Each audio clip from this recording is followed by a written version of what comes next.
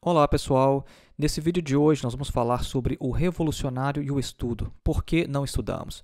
Este é o título de um livro do professor Sérgio Lessa, da UFAL, e nós vamos apresentar aqui as principais ideias contidas nessa obra e também algumas dicas práticas de como estudar. Por exemplo, Sérgio Lessa afirma nessa obra que um plano sistemático de estudo ele deve tomar entre 10 e 15 horas semanais.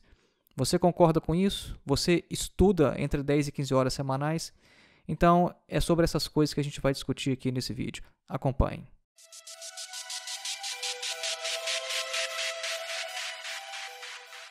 A situação da esquerda parece tão complicada que a gente tem que fazer um enorme esforço para mostrar que é preciso estudar. Há muitas correntes dentro da esquerda que pensam que se você ler ali os 4 clássicos do marxismo, Marx, Engels, Lenin, Stalin, você já tem ali toda a teoria revolucionária e é só você aplicar aquilo ali como uma receita de bolo na realidade e que a revolução socialista vai acontecer em algum momento.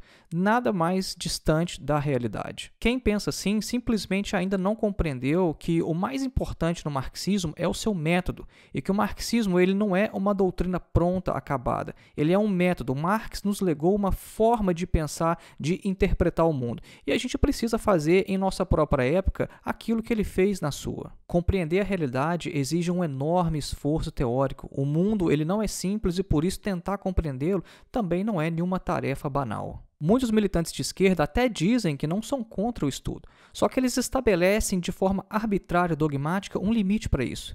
Então, determinados autores eles são condenados porque são acadêmicos, e aí outros autores já estão dentro ali do aceitável, dentro da ortodoxia, né, entre aspas, porque a ortodoxia pode ser algo positivo, mas da forma como eles usam o termo ortodoxia se torna dogmático. Então, o limite que eles colocam ali é um limite totalmente arbitrário sobre o que é aceitável ou o que é passar da conta de estudar. A situação de parte da esquerda é tão alarmante, é tão absurda, que quando a gente está aqui fazendo um vídeo mostrando que a esquerda ela tem que estudar mais e a gente é atacado por isso, a gente se sente tentando defender que a Terra é redonda. Então, antes mesmo da gente iniciar aqui o livro do Sérgio Lessa, eu quero trazer um texto de Engels, que na verdade foi citado por Lenin em sua obra O que Fazer. É um trecho mais longo, mas eu peço que vocês prestem bem atenção, porque é um trecho muito importante sobre essa questão de teoria, prática, socialismo e filosofia. Vamos lá. Os operários alemães apresentam duas vantagens essenciais sobre os demais operários da Europa. Primeiramente, pertencem ao povo mais teórico da Europa. Além disso, conservaram o senso teórico já quase completamente desaparecido nas classes, por assim dizer, cultivadas da Alemanha. Sem a filosofia alemã que o precedeu, notadamente a de Hegel, o socialismo alemão, o único socialismo científico que já existiu, não teria sido estabelecido. Sem o sentido teórico dos operários, estes não teriam jamais assimilado esse socialismo científico como fizeram. E o que prova essa imensa vantagem é, de um lado, a indiferença com respeito a toda teoria, uma das causas principais do pouco progresso do movimento operário inglês, apesar da excelente organização dos diferentes ofícios e, de outro lado, a perturbação e a confusão provocadas pelo praudonismo em sua forma inicial entre os franceses e os belgas e, na sua forma caricaturada, que lhe deu Bakunin, entre os espanhóis e os italianos. A segunda vantagem é que os alemães integraram tardiamente o movimento operário, tendo sido quase os últimos.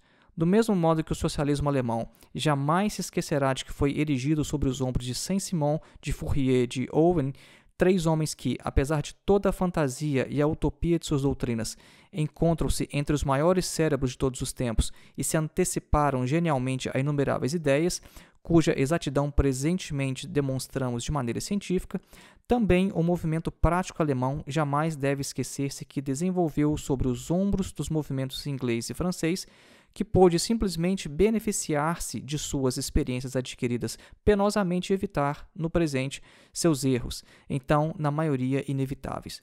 Sem o passado dos sindicatos ingleses e das lutas políticas dos franceses, sem o impulso gigantesco dado especialmente pela Comuna de Paris, onde estaríamos nós hoje?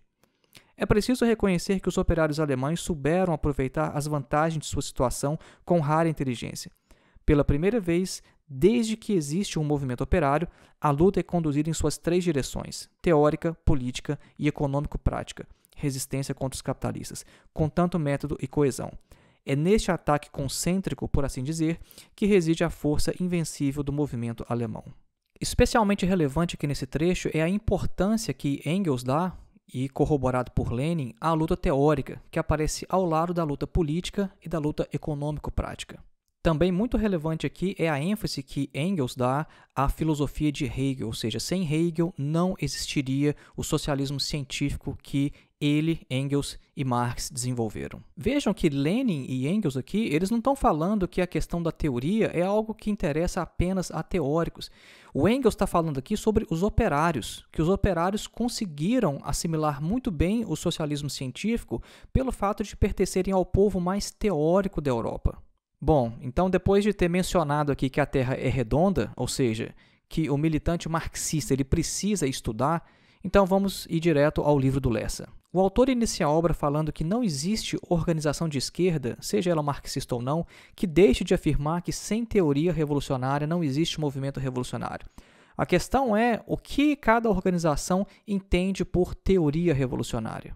Ele apresenta uma citação muito interessante no início da obra que faz um resumo de como se desenvolveu historicamente essa questão do estudo entre os militantes marxistas e eu acho que ela é de especial interesse para a gente, então vamos ler esse trecho juntos. Passados mais de 100 anos de tradição revolucionária, pelo menos desde a geração de Lenin e Rosa Luxemburgo, o movimento revolucionário se converteu em uma crise teórica sem precedentes, em que a marca da continuidade tem sido a reprodução ampliada da ignorância. Antes, os revolucionários conheciam Hegel e Marx. Depois, estudava-se algum Marx e Lenin. Alguns anos depois, algo de Lenin. Hoje, a média dos militantes revolucionários nem sequer lê os jornais diários. Entre o discurso, que afirma a importância da teoria, e a prática se interpõe um abismo. Esse discurso se resume cada vez mais à ideologia, no sentido da falsa consciência, que justifica a reprodução ampliada da ignorância. A partir daí, então, nessa primeira parte do livro, ele vai tentar diagnosticar o que está acontecendo e por que a gente estuda cada vez menos. Se dizemos que a teoria é importante, mas nós não estudamos, isso significa que ela de fato não é importante para a gente. Uma das razões que os revolucionários estudam cada vez menos hoje é que o nosso cotidiano ele é alérgico ao estudo.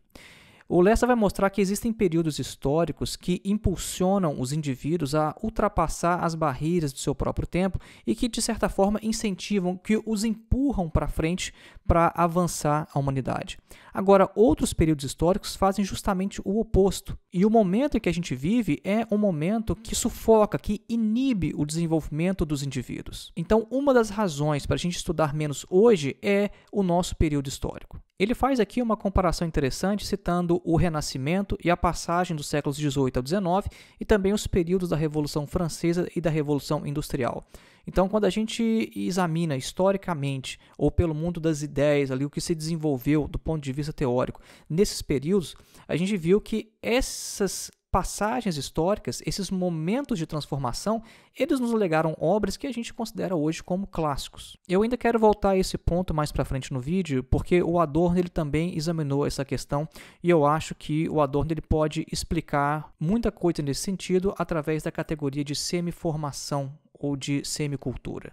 Um pouco mais adiante, o Lessa vai falar então sobre as nossas experiências de formação e vai dar especial ênfase às experiências de formação no Brasil, mostrar o que aconteceu ali a partir da fundação do PT, do MST, fazer uma comparação entre o que se passou ali quando o PCB ele perdeu a hegemonia no movimento operário brasileiro e vai mostrar que não houve de fato uma mudança, uma ruptura significativa entre os modelos de formação que eram praticados pela esquerda mais antiga e a esquerda que veio depois do chamado milagre econômico brasileiro. E qual foi a razão para isso? A razão é que, mesmo a nova formação que veio depois com os movimentos populares que deram origem ao PT, mesmo essa formação, elas não conseguiram mudar o cotidiano dos militantes. A formação se resumia a frequentar cursos, ouvir de forma disciplinada, fazer perguntas e isso era tudo. O ponto que o Lessa enfatiza aqui é a ruptura com a vida cotidiana, ela é essencial. Agora, essa questão de transformar a individualidade, ela pode ser um processo muito doloroso.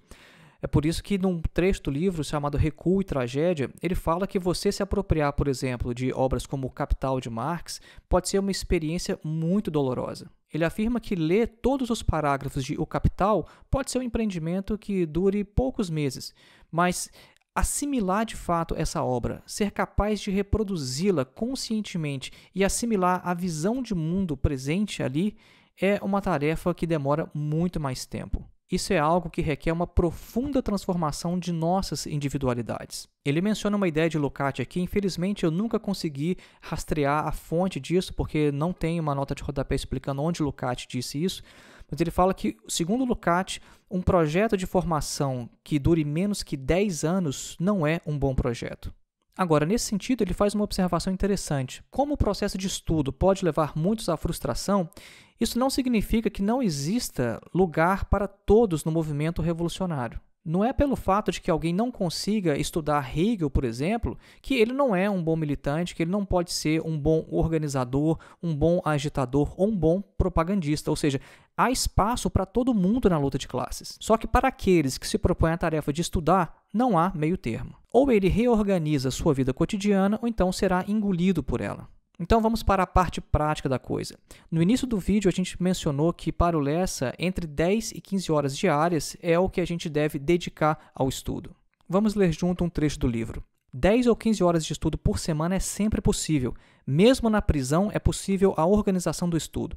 Na vida cotidiana de qualquer um de nós, operários ou pequeno-burgueses, 10 ou 15 horas de estudo por semana são sempre e em todas as circunstâncias possíveis. A razão desse fato está em que a vida burguesa é, se me permite empregar o termo, fantasticamente porosa. Há como se economizar tempo para o estudo em praticamente todas as atividades cotidianas. Sempre há, além disso, os finais de semana, feriados e algumas horas da noite. Este trecho aqui eu acho especialmente interessante. A vida burguesa ela é porosa e a gente tem que saber aproveitar todos os poros possíveis do cotidiano. Isso é uma coisa que eu particularmente faço muito e eu recomendo. Por exemplo, o que você faz quando você está indo para o trabalho, está ali no transporte público? Eu geralmente utilizo esse tempo para ler literatura, ou seja, aqueles livros que eu não vou estudar, que eu não preciso sublinhar, fazer anotações às margens. Porque ali você está ali no ônibus, ele balança muito, você não consegue sublinhar direito, você não tem também a atenção necessária para estudar. Mas quando é um livro que não precisa de tanta atenção, é um livro que eu não estou estudando, e geralmente eu faço isso com literatura, eu aproveito esses poros, esses minutos em que eu não estaria fazendo nada, ou então estaria mexendo no celular, para ler essas obras de literatura. E com isso aí eu consigo fazer a fila andar. Então, por exemplo, nos últimos meses eu consegui ler essa obra aqui. É uma literatura aqui de um autor alemão, literatura contemporânea. Geralmente eu não leio isso, mas às vezes eu gosto de saber o que está passando, o que está acontecendo. Foi escrita por um filósofo e conta a história de um cara que se tornou invisível, né? E faz algumas reflexões filosóficas sobre o que a gente seria, ou como se a gente reagiria se ninguém observasse, se ninguém visse a gente na sociedade.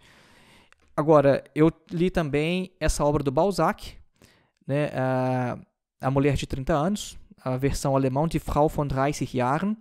Balzac, se vocês não sabem, era o autor preferido do Marx. E é uma obra sensacional, eu adorei ler isso. Isso aqui eu li gastando 50 minutos por dia. Eu gasto 25 minutos para ir para o trabalho, mais 25 para voltar. Então, quando eu estou ali no transporte público, eu vou lendo essas obras e terminei de ler essas obras somente nesse tempo que outrora seria perdido. Esse aqui eu terminei essa semana. Esse aqui é o Irrungen, Wirrungen. Me parece que não tem tradução para esse livro aqui em português. Esse cara aqui, o Fontaine, é considerado o maior nome do realismo alemão. É um autor, né, do século XIX. Não sei por que em português não foi traduzido, eu não consegui achar. Mas eu acho até muito estranho um autor tão relevante na Alemanha não ter tradução para o português. Mas isso aqui é só para dar um exemplo que se você utilizar aquele período ali que você está no transporte público para avançar seus estudos, você consegue avançar alguma coisa. Se eu fosse esperar tempo livre em casa para ler essas obras aqui, provavelmente eu não teria lido isso ainda, porque quando eu estou em casa eu vou ler outras coisas. Então, é possível, de fato, aproveitar os poros da vida na sociedade burguesa para a gente fazer avançar nossos estudos. Eu já comentei isso aqui em outros vídeos do canal, Eu sou formado em filosofia, depois fui para o mestrado em filosofia, mas eu não sou professor de filosofia, eu não trabalho nessa área, eu não sou acadêmico. Tá? Eu tenho um emprego regular na minha outra área de formação, que é sistemas de informação, trabalho 40 horas semanais, sempre trabalhei 40 horas semanais, e mesmo assim eu consegui fazer uma graduação em filosofia e depois fui para o mestrado usando o meu tempo livre. E na graduação em filosofia, sabem quantas matérias sobre Marx eu tive? Zero, nenhuma. Eu nunca tive nenhuma disciplina sobre Marx na filosofia. Então, além de ter que estudar tudo o que o curso de filosofia me exigia, ao mesmo tempo eu fui encontrando o meu próprio caminho ali para desenvolver pesquisa na área do marxismo, para estudar o Lukács, que é o meu tema de mestrado, utilizando só o tempo livre. E ao mesmo tempo eu era diretor de sindicato. O sindicato ele consome algumas horas do seu tempo livre para as atividades dele, mais militância no partido, um monte de reunião de outras atividades, e mesmo assim eu consegui encontrar o meu caminho. Então, isso que o Sérgio Lessa fala é muito certo. Se você quer se dedicar a estudar seriamente a teoria revolucionária, é possível fazer isso. Mesmo que a sociedade burguesa tenha ali, ela crie todo um ambiente hostil ao estudo. Agora, quando a gente for estudar, o que a gente precisa é de um lugar silencioso, de um lugar que seja bem iluminado. Isso é importante, a gente não pode ter qualquer tipo de lâmpada no local, a gente precisa de uma iluminação boa, porque isso influencia na qualidade do estudo, e a gente precisa dedicar tempo, se desligar completamente do mundo exterior, desligar celular ou qualquer coisa que possa nos interromper.